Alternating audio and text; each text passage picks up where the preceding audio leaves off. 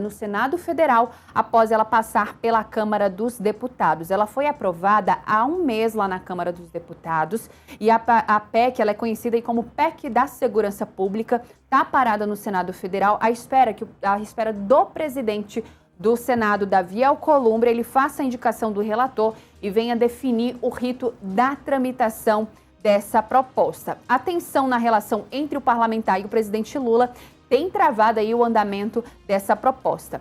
Ela, que é prioritária para o governo federal neste ano eleitoral, a PEC teve tramitação demorada na Câmara dos Deputados. Foi uma discussão marcada pela reivindicação das independências dos estados e por tentativas da oposição de incluir trechos polêmicos como a redução da maioridade penal e o veto da participação de presos nas eleições. Além disso, o que tem ali de diferente do que aconteceu na Câmara dos Deputados é que o regimento interno, ele determina que todas as propostas devem passar obrigatoriamente pela Comissão de Constituição e Justiça do Senado Federal, a CCJ, e que o Senado ele não tem um rito delimitado. Isso dá ao presidente da Casa o poder de definir por quais colegiados essa proposta ela deve ser analisada, podendo inclusive mandá-la diretamente para o plenário ou em regimento terminativo nas comissões. O trâmite dá ao Alcolumbre o poder de alongar ou enxugar a tramitação das proposições. A demora no despacho, que chegou na Câmara no dia 10 de março, se dá em um momento de incerteza quanto à relação de Davi Alcolumbre e o presidente Lula. Antes próximo e direto, o contato se viu reduzido depois que o petista indicou Jorge Messias para a vaga no Supremo Tribunal Federal, em desfavor ao preferido de Davi Alcolumbre, que era então aí o senador e ex-presidente do Congresso Nacional, Rodrigo Pacheco.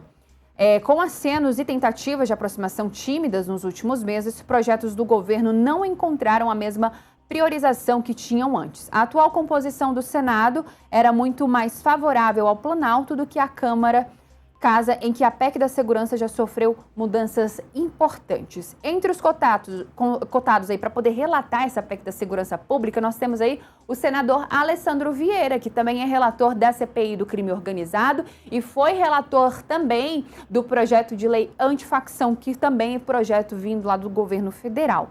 O parlamentar, como eu disse, já foi aí, então, relator do PL antifacção, que tentou aumentar a tributação sobre casas de apostas para que a arrecadação fosse destinada ao combate à criminalidade. O senador Alessandro Vieira, ele é visto entre os líderes como uma escolha natural para relatar a matéria, mas há outros nomes que são citados entre os parlamentares, como o presidente da CCJ, o senador Otto Alencar, do PSD da Bahia, e o líder do PSD, Omar Aziz. E também, mas Alcolumbre ainda não bateu o martelo sobre quem deve relatar essa PEC da Segurança Pública. Importante também trazer alguns destaques. O que diz a PEC da Segurança Pública, né?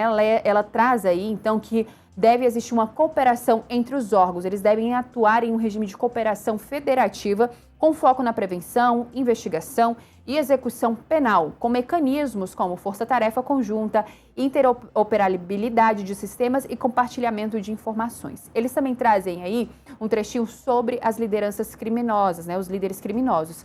São sanções mais gravosas e regime jurídico especial para integrantes e líderes de organizações criminosas de alta periculosidade, com facções, milícias privadas e grupos paramilitares. Além disso, tem um trechinho aí que é um trecho bastante que vem recebendo diversas críticas, que é sobre os presos provisórios terem direitos aí políticos suspensos, entre outros pontos que essa PEC aborda. Ela foi elaborada aí pela gestão do ex-ministro da Justiça, Ricardo Lewandowski. A PEC inclui o Sistema Único de Segurança Pública, o SUSP, na Constituição e estabelece parâmetros para o combate ao crime organizado, incluindo lideranças que terão regras mais duras, como a vedação à progressão de regime e expropriação de bens atrelados a atividades criminosas.